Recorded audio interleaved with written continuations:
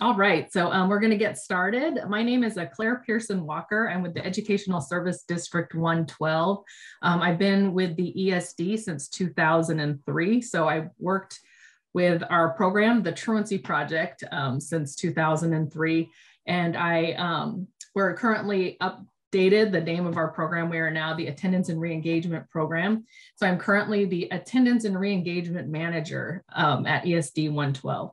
So our program began, the Truancy Project itself actually began back in 1997 in response to the Becca bill.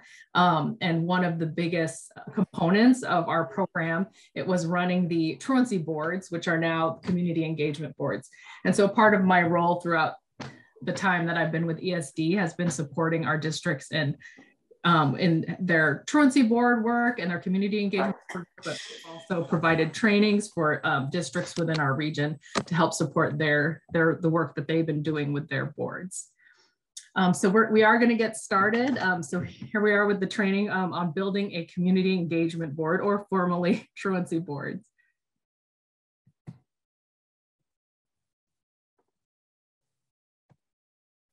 So today's agenda, we're going to go over really building your board, that 101 training on how to start your board. And then we're going to review how to work with your volunteers. And we're going to go over just the layout and how you're going to run your board meeting. And then at the end, we're going to have some time for some questions and brainstorming.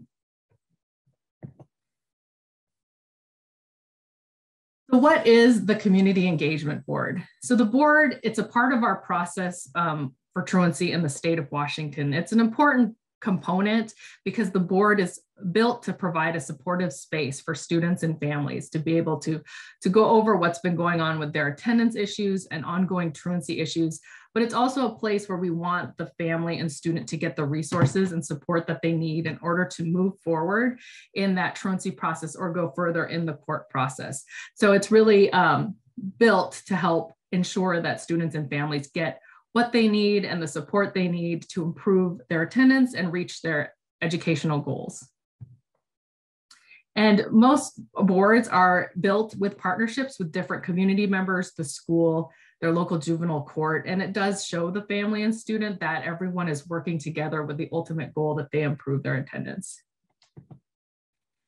As you're working on your board, it's really important to remind yourself that really the goal of the board is to help those students identify those barriers that are keeping them from being successful. Obviously, if they get to this point in the process, they definitely need more help than what has been provided before. So you want it to be a different space for the student and family so that they can really open up and talk about what's been going on, identify those really serious barriers that are keeping them from being successful. Because as we all know, truancy is a symptom of other big factors going on that are keeping that student from being successful.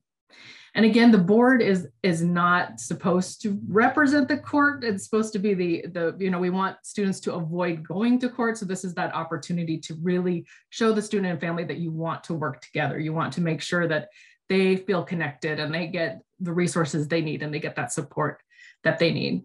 Another great thing about a community engagement board, definitely depending on the volunteers that you have, it is an opportunity for schools to get more support, for them, to have more support from their community and their partners. They have more resources, hopefully, that they can provide to the students than a district can provide.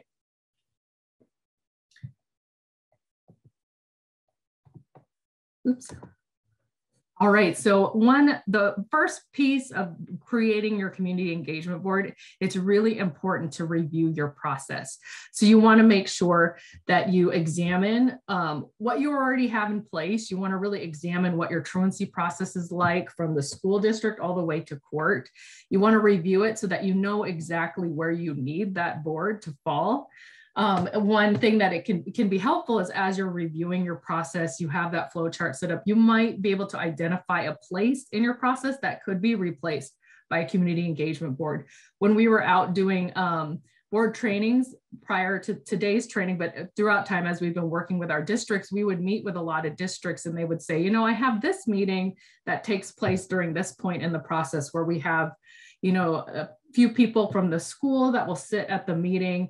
Maybe this could be where we have our engagement board. This would actually be a great spot. So I think that's why it's important to really evaluate all the pieces you have set in place with attendance and truancy, and you might be able to identify a really great spot that's already working that can be replaced by your community engagement board.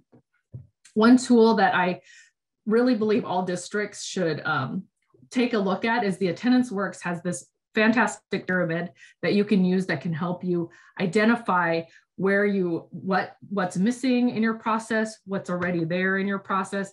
And this can be a really great place where you can identify a spot for your board. It's important to do that because you don't want to be repeating, a meeting that's already taking place. A lot of these parents and students have been to a lot of meetings, or as a district and school, you've been trying to set up all these different meetings. So really it is helpful to identify different areas in your process that the board might be, like you can look and say, I already have all these things established in the tier 2 part, where we have an attendance team meeting with certain students, or we have this team at our school that's already doing these conferences with students. And so you could definitely look at that and hopefully find the role for your community engagement board that will fit what support you need in your district. So again, as you're looking through your process, it's also important that you identify what supports are already built within your district or your school, because a lot of the teams that are established at your school can provide a lot of support to you, and not just with, sitting in on the meeting, but they can maybe take it on themselves. They could be a school that has a really strong attendance team might be able to step in and help you with your community engagement board process. So it's really good to look at the attendance teams that you have set in place at different schools, because they've already been planning and setting up a lot of these meetings with the students and families. Your MTSS teams, they're very familiar with the school systems and the work that's being done. The family liaisons, student advocates, the folks that are already working with the students and families that you're concerned about. So it's really important to team up with the people at the schools that are doing the supportive work, because you can all partner together to really help create a team that can support the work that you're doing with truancy and attendance. Also, you want to be sure to assess your community partnerships. This is important because as you are working with your, as you're wanting to establish your community engagement board, this is a great area to look at to set up all the different volunteers that you can reach out to, and also maybe potential partners in setting up the board. You can look at, potential donations. You can look at volunteers to support you, even space. So it's really important to assess the different community partnerships that you have around you, because this can really help build a bigger community engagement board that can help support your schools. But not only is it important to go out to try to connect to these groups to find your volunteers, but you might find different agencies and programs that can help support the work that you're doing with students. So as you're assessing all the different community partnerships, you can look at different housing programs in your area, local churches, mentoring programs, youth groups. That's where you would find some support through your community resources. You also have the mental health agencies. You have, people that are already working with students and families with a lot of barriers and need that extra support. Also, it's important to partner with your local juvenile court. That's been a really strong component of our program here in Clark County. It's our partnership with the Clark County Juvenile Court. They've provided so much support for our districts and the ESD.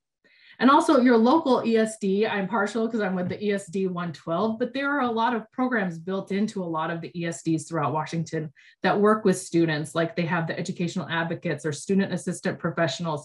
They're providing a lot of support to students and their families that have high-risk behaviors or need that extra support. So it's a really great contact to get out there and connect with all these different agencies, because they could be wonderful partners for the work that you're doing, not just with your engagement board, but also with just attendance and working with the students that are in your district.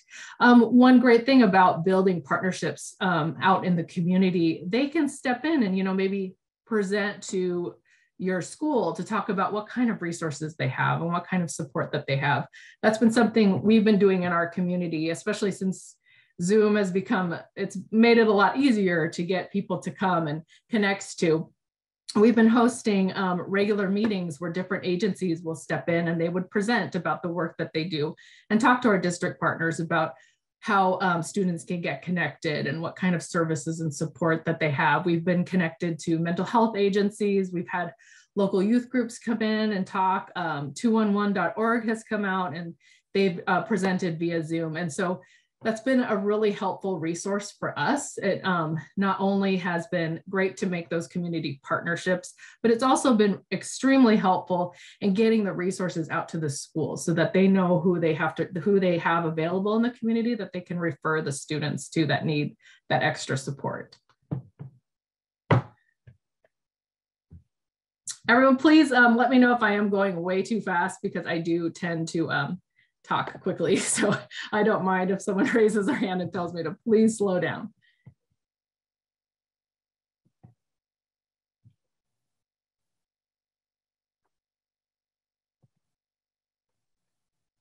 Okay, so now that you've really evaluated what you have available within your schools, but also out in the community, you know what the resources are.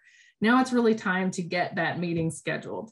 So a couple things that you definitely want to consider, you know, depending on the scope and the size of your district, you know, especially if you're a smaller district, you might look at what you need and think, you know, I only need to have my board. It's not going to be on a regular basis. It's as needed. So it's really helpful to have a pool of volunteers that can step in as you need it. And you can maybe look at partnering with other districts. We've had that happen here in our community where, you know, they don't need to have a regularly scheduled community engagement board. And so what they would do, they would partner with another smaller district that they really don't need that as well. And they would work together, share the pool of volunteers, and run those community engagement boards as needed. Another thing you can also consider is rotating that board. You know, like if you feel that maybe one of your schools has this amazing attendance team and they're willing to take on that board, you can maybe share that where while you'll run an elementary school board on this day, and then you can maybe run a middle school board on this day, and then a high school board. So it's really helpful to share the work. And then again, it's really, really great if you have a team of other districts and other schools to be able to partner together to share that workload, because I do think that there are a lot of smaller districts that don't need to run a board twice a month, every single month. You just need it to happen as needed. Some of our larger districts have also considered, you know, hosting larger boards because they actually need to have a lot of families go through the process. So one idea is to host a workshop. You can have a large event where you're inviting several families at once. You have a great pool of volunteers. So if you've got a good dozen group, you know, volunteers, you can split it up where 2 or 3 of the volunteers will sit with a family. Most of the meetings that I've seen like this, they invite all the families at one time. They have a quick presentation at the beginning of it. They run it almost like a workshop. So at the beginning of it, they're meeting with the families, reminding them about the truancy process all at once, talking about all the different resources that are available. And then they would have the families split up in, you know, with the pairs of volunteers that would sit with them, go over the board agreement. And that's really helpful if you have a large district and you need to meet with a lot of students and families at once. And again, it's also important to make sure you build a really, really large group of volunteers so that you can have that support and have those families meeting with the volunteers at, you know, once a month or twice a month, a larger event. And as you are growing, I mean, this is kind of the big dream for the boards. You can start to look at maybe offering this support with your community engagement board and reach out to more students. You can start identifying some students that have some chronic absenteeism issues, or look at maybe having an elementary board that can help support those younger students with more of a prevention focus. So as you get growing and as you're growing and you reach out and you have more partners, this could be something you can establish to meet more families and students. And, you know, definitely consider reaching out to your individual schools to see if they can take on this process and help support your work that you're doing with your community engagement boards.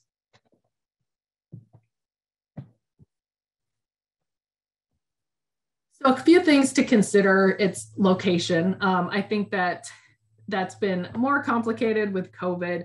So as you are setting it up, if you are going to have that larger community engagement board, like a workshop type event where you're going to be inviting a lot of families, you have a lot of volunteers coming, you definitely have to consider your space. You can definitely look at maybe using your high school, your local high school, if they have a large auditorium or a large cafeteria area, so that you could spread out, because you obviously don't want everyone grouped together. So that's a new consideration that we have to have in the time of COVID. A lot of our boards will have, they would consider having the community engagement board at the district office. So it's a central location. And again, like I was talking about earlier, you can look at having a rotation of your community engagement boards. If you have really strong partners and individual schools that want to take on that work, and you can maybe rotate and have a different school choose to host the community engagement board on different nights. And then I've worked with a lot of rural districts. You can also consider having a partnership with local community centers or a local church, somewhere that is more accessible to families, because transportation is definitely a concern. And I've noticed that in the work that I've done, especially in some of the rural districts, you definitely want to consider a space that is accessible for your students and their families. I did put a note here to talk about time, but one thing with time, I can honestly tell you, will never fit everybody's needs when you're trying to schedule your board. When you're thinking about what the best time would be for your board, you want to make sure it is something for the parent and student, so that that will work for them. You know, after school, it is better, but you know, you have to consider a parent's work schedule.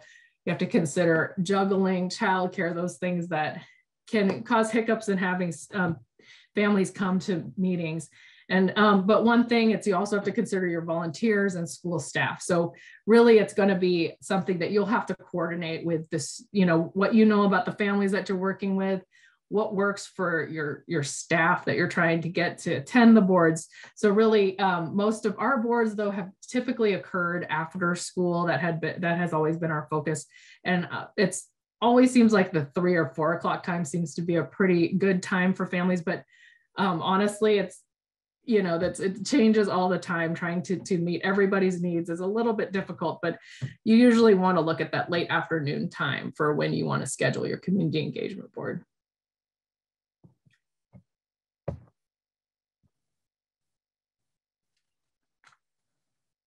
All right, so I'm going to go over the paperwork real quickly. You want to make sure that you have all these items available. And during the break, I'm going to be posting some just pretty general letters and invitations that you can have for the students. So you could just pull it up and just get going and get started with your process. Even I'm going to also post just a general community engagement board agreement that we have that can be used for the parent and guardian. But this is a list of paperwork that you do want to have set up. You want to have a great invitation that will be available and easy for the families to understand, to get them invited to your community engagement board. It's also really helpful to have a community engagement board checklist to kind of keep yourself on track as you're meeting with the student and family. One thing that we always have set up is it's a summary of information for the student. So when you have your community volunteers sitting together, you want to be able to give them a brief introduction to what's going on with the student. Maybe let them know what barriers that you have identified, what kind of support you're going to recommend for the student, and go over, you know, what's available for the student, so that you let the board members know what would be realistic to for them to refer the student and family to. Again, there's also going to be that community engagement board agreement for both the parent and guardian and the student to sign. The one that I'll be posting has, it's just one page that everyone can sign at once. There'll be recommendations listed for both the parent and the student. I also recommend to have a list of updated resources for both the volunteers and one for the families to take home. So as you're meeting, you know, you're at the meeting, you want to make sure you send the student and family with that contact information of the resources that you've recommended. You want to be able to send them with a list, but also keep the volunteers updated on what's actually available and what resources are useful, so that they know what they could be recommending during that board meeting. So quickly, I want to do a little overview of a virtual board because this has been, I mean, obviously this meeting right now is via Zoom. Zoom has really changed, I think, the way that we do work, and it's been a blessing and a curse. I'll admit that I've had my moments with Zoom, but it has been extremely helpful during this time, especially during COVID. But it's a great idea to consider hosting the board virtually. You have different platforms that you can use. There's obviously Zoom. I think a lot of students are pretty familiar with Google. There's been Microsoft Teams. So there's different ways that you can get this meeting set up virtually. I've also heard from a lot of districts that their attendance has increased since they've been using a virtual platform for their boards, because especially for the parents, that it's really hard for them to get out, drop what they're doing and run out to another meeting. It's been really helpful for them to be able to just pop on their phone and access the meeting. We've had it where students, they're not with their parents during the time of the meeting, so they're both able to get on to the board together because it's virtual. So a couple great ideas to get that board set up via Zoom. It's been one of our partner districts created a QR code so that families can just take a picture of the meeting, or get the QR up and running, and they're able to jump onto the meeting. And it's been extremely helpful to have that very accessible. I think a lot of the students especially are really good with their phones and tech, so it makes it a lot easier to access that community engagement board. So as you're meeting with the students and families, one thing that can be helpful is you can set up a translation channel via Zoom if the families need a translator to assist them. So if you're having that larger board meeting, that's a great idea, is to have breakout rooms set up. And so you can have a breakout room for your board with a translator, and then you can have another breakout room with another group of volunteers. And so it does make it easier to run a larger community engagement board if you need to do that. And then one great idea, I have this wonderful community engagement board work group that we have been working together, and they mentioned because of Zoom, you can actually maybe reach out and broaden the volunteer support that you have. You might be able to reach out to another county and have them assist you with running that board, or look at having volunteers that aren't in your area, but they really want to help support you, and they can join it because it's virtual. So the transportation piece, it really opens it up for you to be able to share resources and work with other communities and get that extra assistance in setting up your community engagement board. So one thing with the paperwork, because it is virtual, it's that you are able to, you don't have that ability to sign, but we have used a tool called Laserfish to help us with having, it's like DocuSign, but not as costly as DocuSign, but it's a great tool to get if you need a physical signature for your engagement board agreements. But you can also use different tools like a Google form, or you can do verbal agreements. A lot of our boards that we've been running here, they've been doing verbal agreements with the parent over Zoom and the student. And that's been helpful. And then you just get the agreements out later to the parent, a copy to the parent and student after the meeting's been complete, and then off to the district or whatever partners need that copy of the agreement.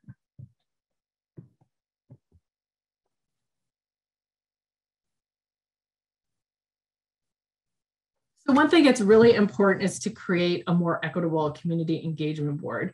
So one important component of this is to make sure that you know your students and families that you're working with. You want to make sure, you might want to consider surveying the families to see what they need from your community engagement board. And then it's also really important to make sure that you get to know the community partners and agencies that work with the students and families that are in your district. There's probably a lot of great school staff within your school that spend a lot of time getting to know the needs of the students and families. And that's why I mentioned the folks like the student advocates, or we have a wonderful family resource center that works with students and families. And so definitely identify the people in your district that work closely with the student and families, and maybe they can help guide you to some different agencies outside and community partners out in your region to help get you great volunteers, but also to really understand what kind of support and resources will truly benefit the students that are coming to your board. Also, I recommend looking into the racial equity tool to evaluate your community engagement board, and that's through the Puget Sound ESD. It was a wonderful tool that can help you look at and see and identify some areas that you might need to improve with your community engagement board, especially if you've already been running boards and you just want to really evaluate how you've been working with students and families. And then one thing to remember as you're working with the students and families as they're coming to your community engagement board is you have to, remind yourself that the parents and students are experts in their lives and what they need, and really give them an opportunity in the meeting to lead it and to give you, let them know, or let them know you want to hear from them. You want to know what kind of support they need and what works for them.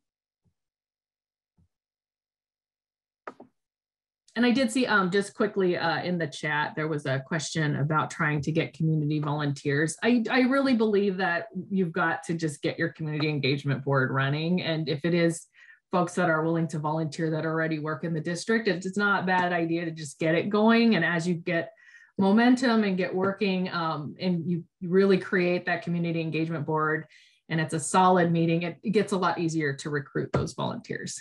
All right, so I'm going to get back to discussing volunteers. So here's some great areas that you can look into to start to recruit those volunteers to work with your community engagement board, because obviously a big component of the engagement board will be community. You could definitely start reaching out to your local mental health agencies, social service agencies that are working with the families within your community. There's also great programs like the YWCA, Police Activities League, Boys and Girls Club, different programs that work with youth and that are already in partnership with your districts. Local cultural programs, advocates, different community groups. You could definitely start to do some outreach and making connections out there in the community. Also, it's been a great resources to connect to local pediatricians and physicians and local nurses, because they have a lot of insight that we don't really think about as we're meeting with these students that have attendance and chronic absenteeism issues, because they do have a lot of information. I think a lot of public health and health programs are starting to look at attendance and how that does affect our overall health. So they could be wonderful partners and areas for you to consider looking to reach out to get volunteers to sit on your community board. One thing I've noticed too is that although we work in education and we have a lot of school staff that are willing to work with the students and meet with the students, reaching out and going into other areas of your community, it can be surprisingly helpful. We've had a pilot sit on our community engagement board. We had some great volunteers from different local agencies. We've had a real estate agent sit on our board. AmeriCorps members have sat on our board. A couple funny stories I have about volunteers. One of our volunteers, the realtor that actually sat on our community engagement board for a long time, ended up changing his career and he became a teacher.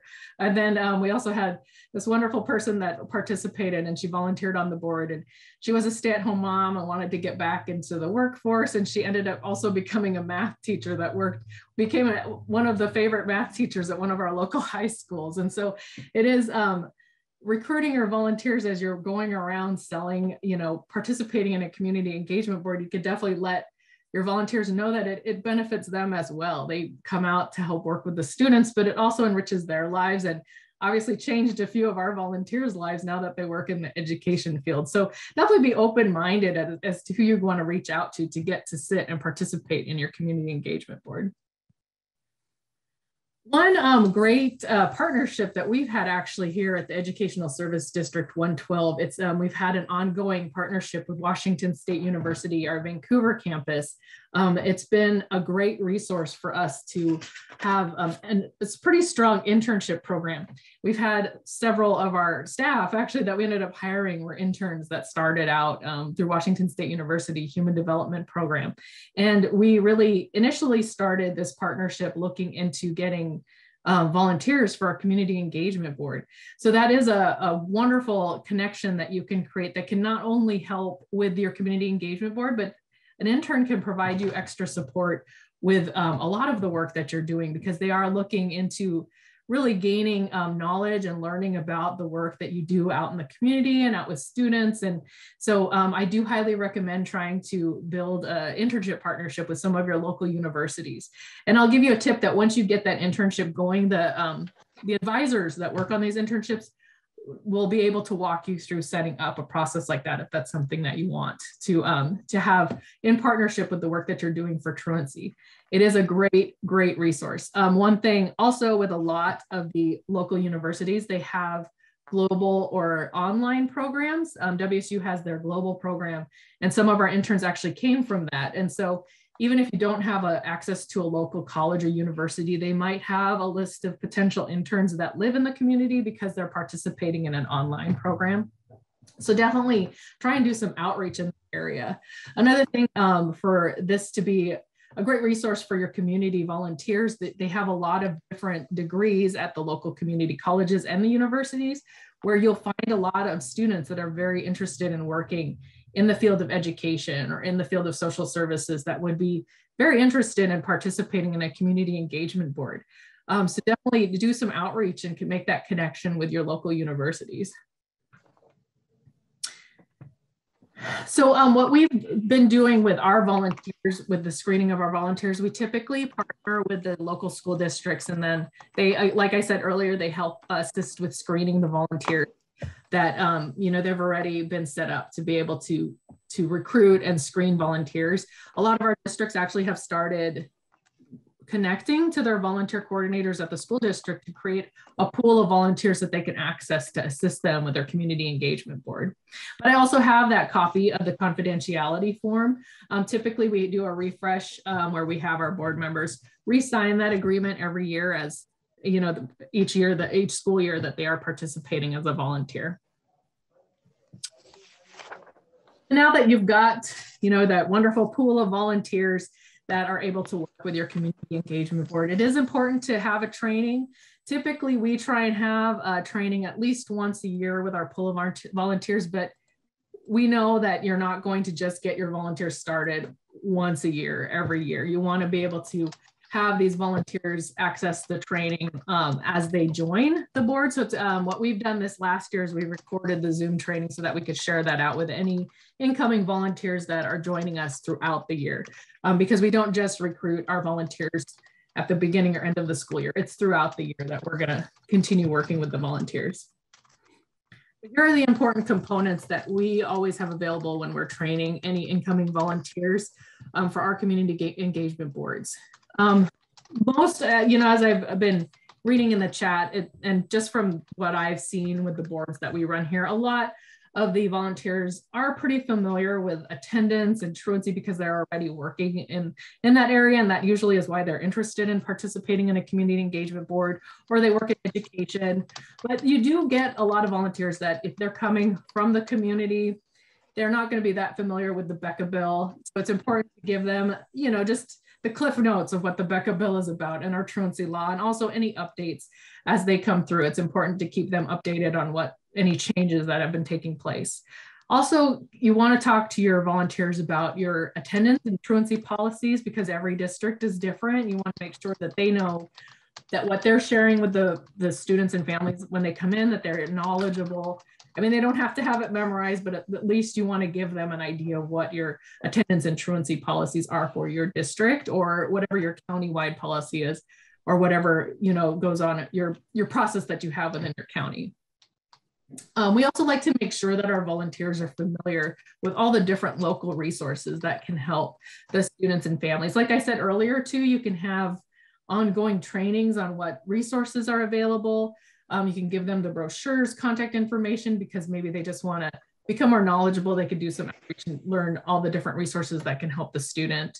And then you want to let them know what different educational opportunities, what's available within the school. So if you have some alternative programs that most students would want more information about, or if there are some programs like Washington Youth Academy or Job Corps, you want to make sure your board member that they're somewhat familiar with what those resources are, because as they're meeting with students, they want to be familiar with, if it's whoever represents the board. For us, it would be our truancy project staff or our attendance and re-engagement team. We would be talking a lot about these different resources at a board meeting, but we also want our members to know what these programs are about so that they can also share and encourage the student to look into some of these opportunities. Every volunteer that comes to join us, or to talk to them about confidentiality, FERPA, mandatory reporting. You want to make sure that any incoming board member, they're aware of that, because again, like a lot of our volunteers do come from schools, they are already working in education. But like I said earlier, we do have volunteers that are from the community that aren't going to be automatically familiar with these things. And then if possible, I know with our own ESD, we do have some resources on the confidentiality, FERPA, and mandatory reporting training. So a lot of districts already have some training materials and information available for you as staff. So that could be a great resource for you to get to your volunteers. Also, it's important to talk about racial equity, cultural competency, because your goal is to have a more equitable board and more diverse volunteers. But in the beginning, you might not be able to get to that point. That's going to be a goal. So it's important for your board members to be aware of it. And definitely a great idea to reach out to the local experts, any district trainings that you have coming through. If you have an equity committee, that's a great resource to get some of that information and trainings out to your district or to your new volunteers that are coming in. Again, with the students and families that we work with, it is important for the board members coming in to have an understanding of ACEs, trauma-informed training. We've been able to reach out to our public health department, different experts that we work with our local juvenile court. So we definitely partner a lot with our community agencies that can help support us and provide some of these more in-depth trainings.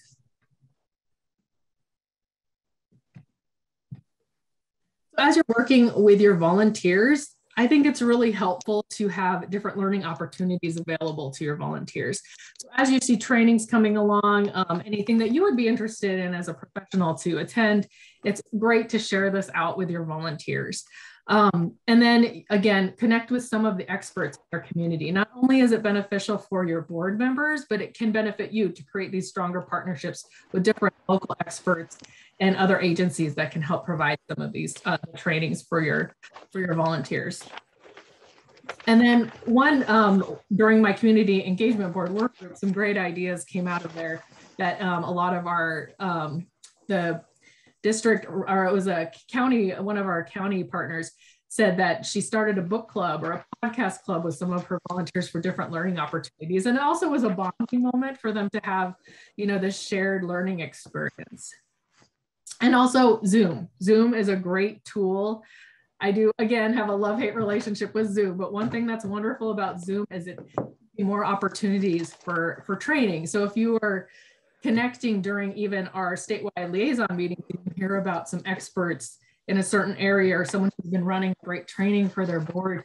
It's great to make that connection and maybe start hosting some virtual trainings and expanding the pool of people that can provide these trainings for your volunteers. I think Zoom is a wonderful way to access more resources. So as we're working with our volunteers, it's really helpful to have just a great packet of information that they can take home with them.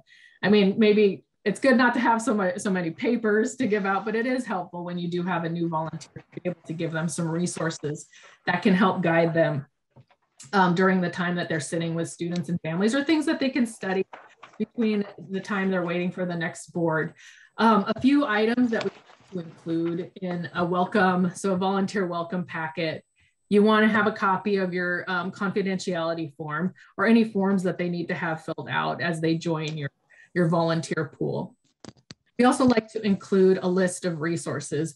It's really helpful to have a map of all the different resources that are beneficial for the students. So you would want maybe a section on your school resources that are available, and then have a list of your community resources. And if you have the time, a little blurb about what each resource can provide for the student and family, so that they have time to be able to study that and get familiar with those resources that they can share with the students and the families as they meet with them during the community engagement board. We also like to have just a list of example questions and, some good ideas on different recommendations that can be helpful for the student and the parent and the or guardian. It seems, silly to have a list of questions, but as I've been running boards, when you get a new volunteer, sometimes they're nervous to ask questions, or, they may not know what they can ask. So just giving them some guidelines and suggestions can be helpful just to get them started. And then they can have this in the packet with them so that they can use it as just they can review as they're meeting with the student and family.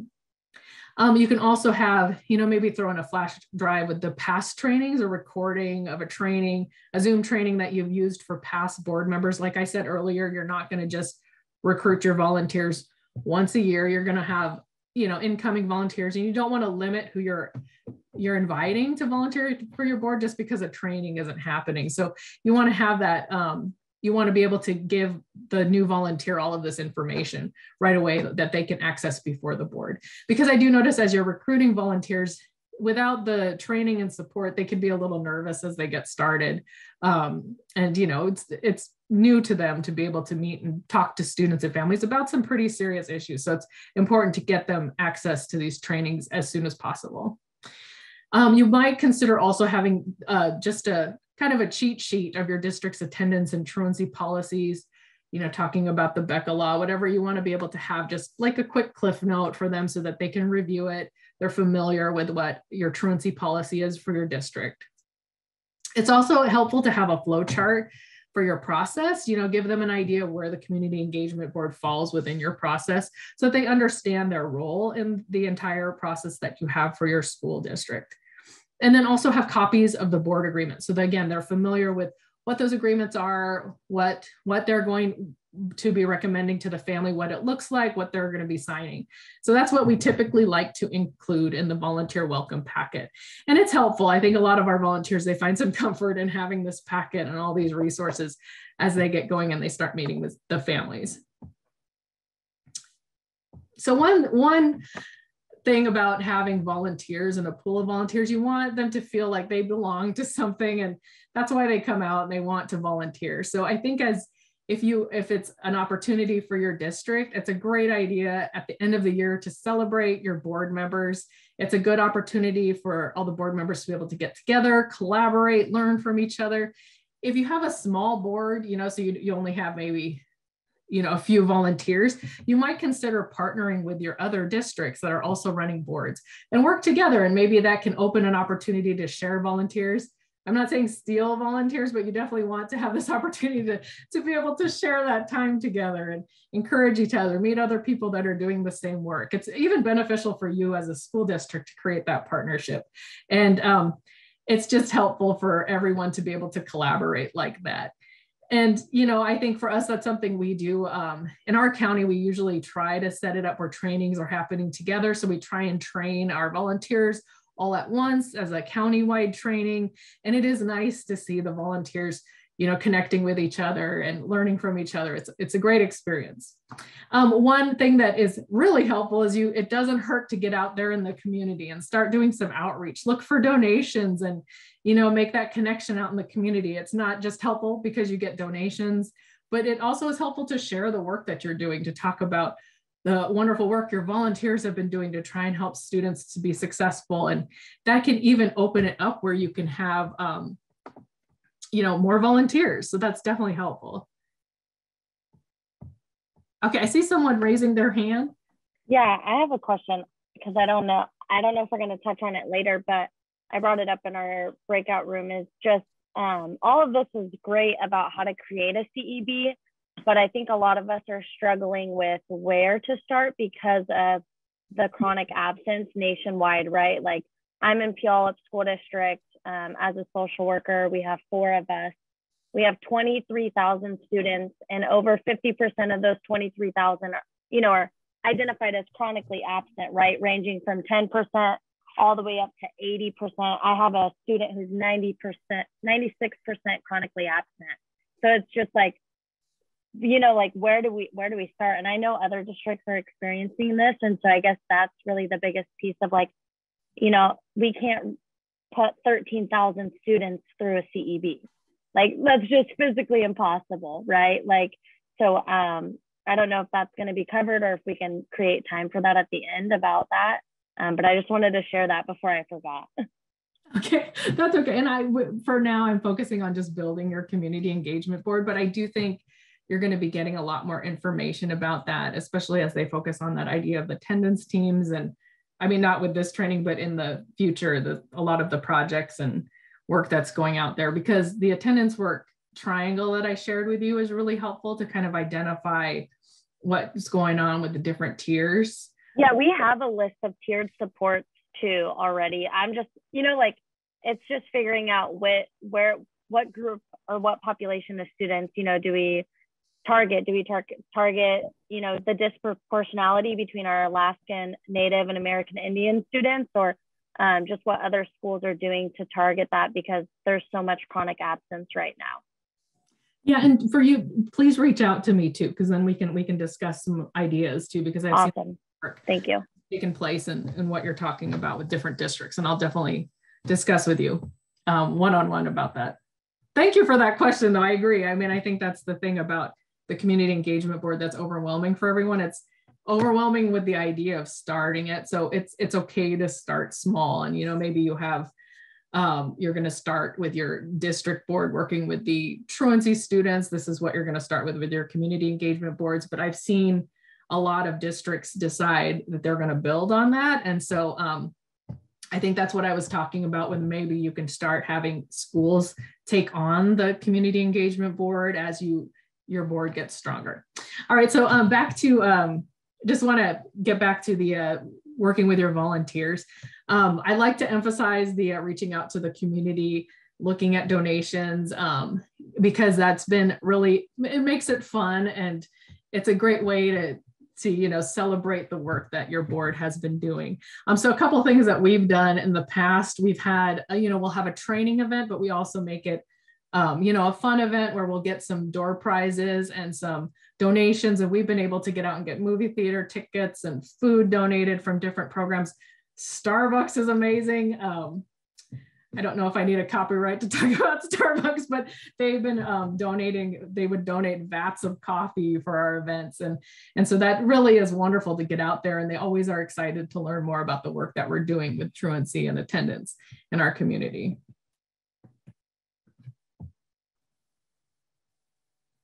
All right, so now we're going to go over what the meeting should look like, because I know I've been talking a lot about getting your volunteers and getting what the board is about, but this is what your meeting should look like. And I shouldn't have to tell everyone how to run a meeting, but I just want to make sure I'm covering everything of all community engagement board components. So again, with the invitation, you may want a more formal invitation. You might want to send out a more formal letter, because again, it is a part of the truancy process, but you can also be a little more creative with how you're sending out that invitation. Like I said earlier, that QR code for the Zoom meetings has made it so much easier for families to access the invitation, especially if they've got a smartphone and they can, just get on there and get that QR code going. And then one thing about the invitation, it's really helpful to be creative how you send it. You could just mail the letter out, but a lot of our families that we work with have different challenges going on. They're just, life in general is busy, but it doesn't hurt to follow up with a text, to be able to try and email it out and mail it as well.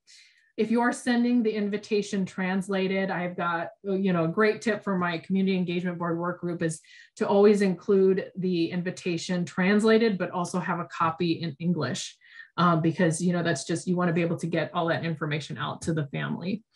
And then be sure to have the translator also reach out to the family ahead of time.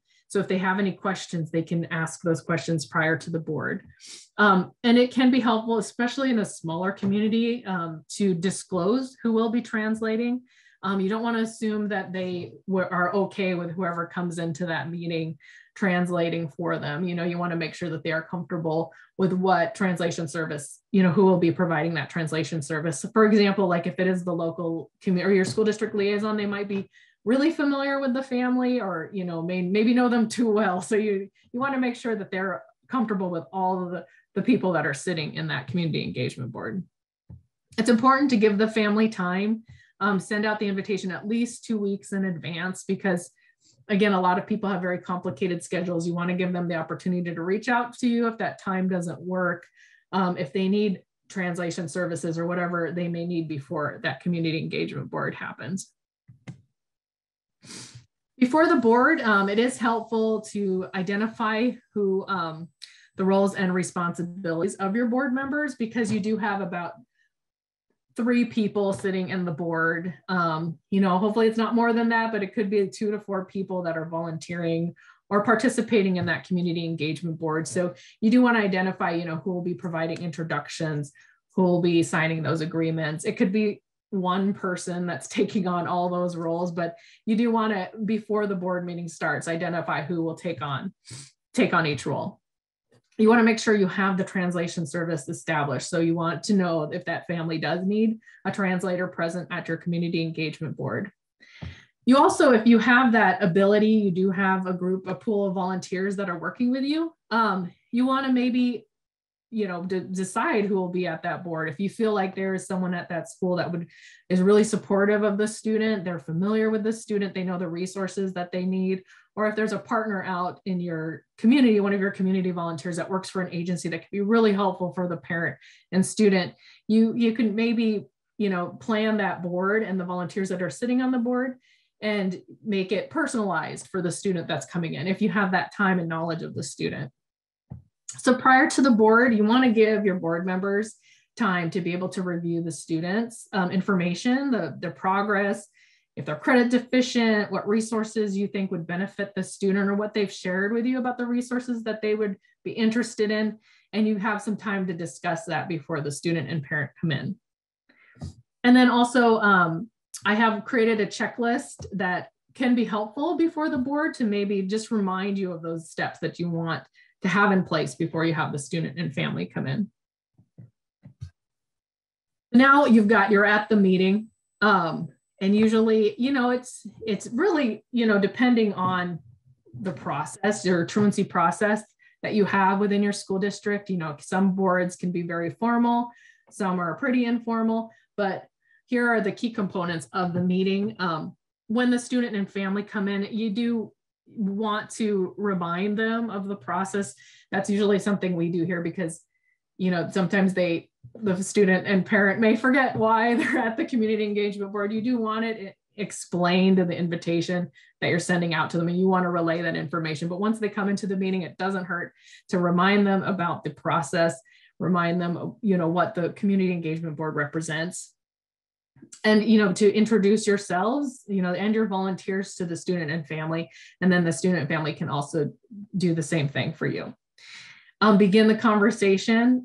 Keep in mind that, and this is something, that I think is very important with the community engagement board and what it represents, is that you want the student and parent to feel like they're a partner in this process. You let them lead the process, and because they know what they need, they know themselves, you want them to participate with you. You want to build this agreement and work together as a team.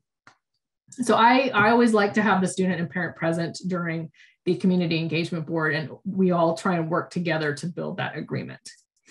So after you complete the agreements, share copies with all necessary parties. So whoever needs that copy, we usually do carbon copies for our agreements, but then again, if you're doing it via Zoom, you make sure that you get the copies of the agreements back to the family. If it's the district truancy liaison, you get a copy to them. You want to make sure you have enough copies for everybody.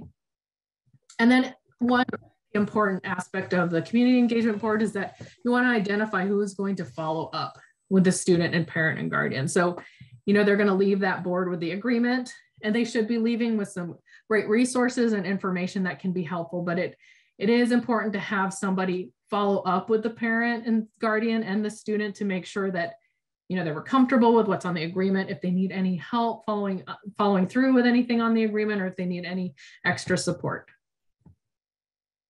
And then it doesn't hurt to consider having the student and parent come back for a review. I think that's always very helpful to have them come back. And I find that a lot of the volunteers really appreciate that too. They like to, hear from you what's been going on with the students that they're seeing, or even hear from them to see how things are going. Hopefully they're making progress, and it's a nice welcome back meeting that you can have, and to share some of the progress that the student is having and the success that they're having.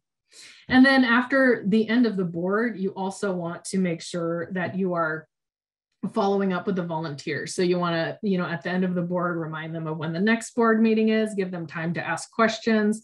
And sometimes at the end of the board, especially when you have new volunteers, it's really helpful to have some time where you can brainstorm after the meeting and talk about, what was helpful, I have a lot of volunteers that will sit with me and ask, like, was that okay that I was asking this question? Is there, anything else I should have covered? And it's, give each other time to be able to visit and ask the questions after the meeting.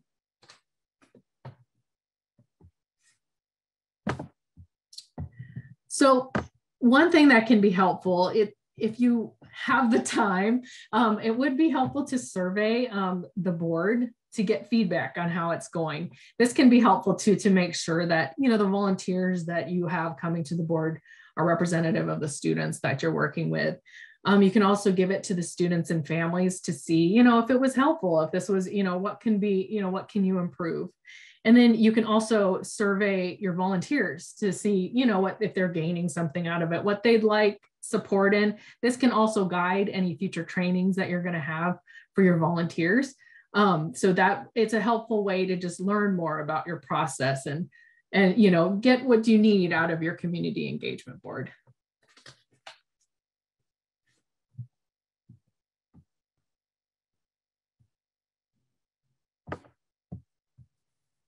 So I'm going to have to tell everyone that I speak very quickly. So we are, this is getting close to the end of the training and I've gone quite fast. So we'll have a lot of time at the end for some brainstorming and questions.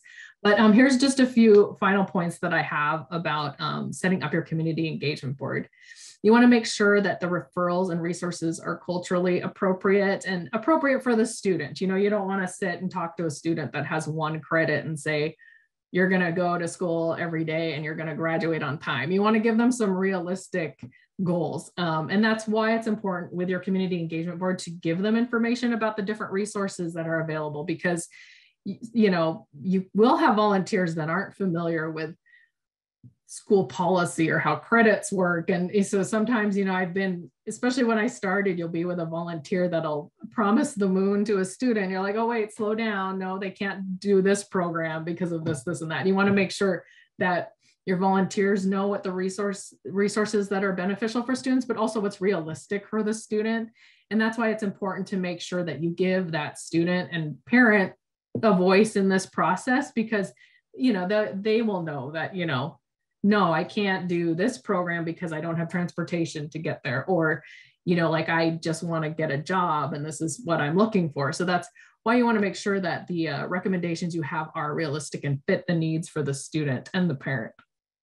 Again, it's important to familiarize your board members with the community partners and the resources that are available, because it's going to take time to build your community engagement board that does represent the students and their needs. And if it does take that time in between the time you get, a very equitable board that can support the students, you need to be familiar with the partners and the resources that are out there that do, they will provide the support that the students do need. So definitely spend some time really becoming familiar with those resources in your community that can help the students and are beneficial for the students and families.